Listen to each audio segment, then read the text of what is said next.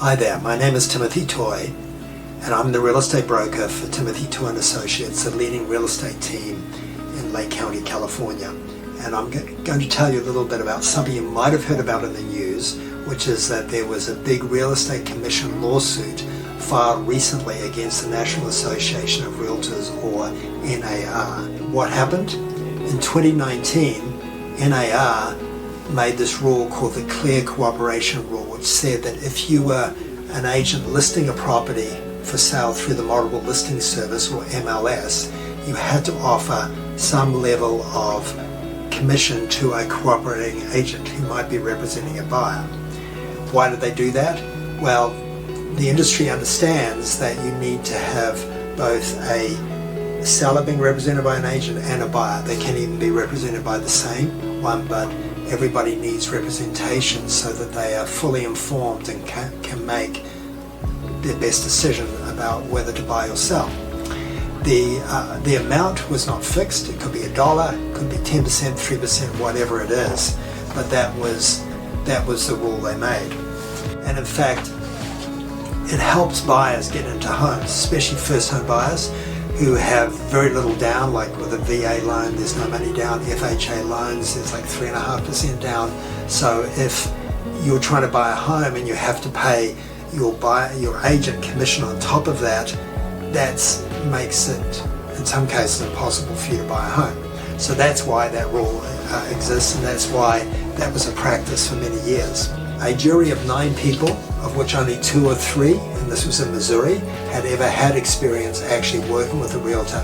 They judged that the Real Estate Commission was guilty of collusion, and damages were assessed which could have been as high as $5 billion. It's astounding that a small group of citizens could make such a far-reaching decision, but that's what happened. And in fact, the damages were so high that the real estate industry could not actually afford to incur that kind of damages, and so they settled for a smaller amount. Who benefits from that? Well, the small group of attorneys, there's like 4 of them, they stand to make in excess of $300 million. How much to sellers that are so-called damaged by such practice? How much will they make? Maybe $30 each. So on the behalf of the industry, it was a pragmatic decision that they were forced into making, and as a result they've agreed to some changes which we'll talk about later on in another video. Now, at the core of it, I believe, is the legal industry does not understand how real estate works, and it works on the basis of cooperation. The legal industry, in my experience, does not understand cooperation. They operate on the basis of conflict, competition, threat, that kind of thing. So if you have to hire a lawyer, it's normally because something ugly is going on in your life. Now, in real estate, however, it's about 2 parties, a buyer on the one hand and a seller on the other, coming to an agreement that they're both comfortable with in terms of price and terms, and a sale going through if that occurs. There's usually 2 agents, 1 on each side, but it can be 1 agent representing both. The whole matter of buyer representation, which is not understood at all down under, is that a buyer needs to be fully represented and have what's called a fiduciary in their agent, helping them make a fully informed, responsible decision that represents their best interest.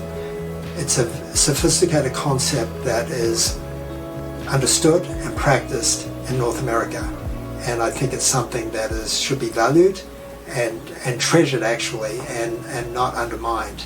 So I'll leave it there for today, and we'll talk some more in future videos about how these agreements or changes are going to affect both buyers on the one hand and sellers on the other.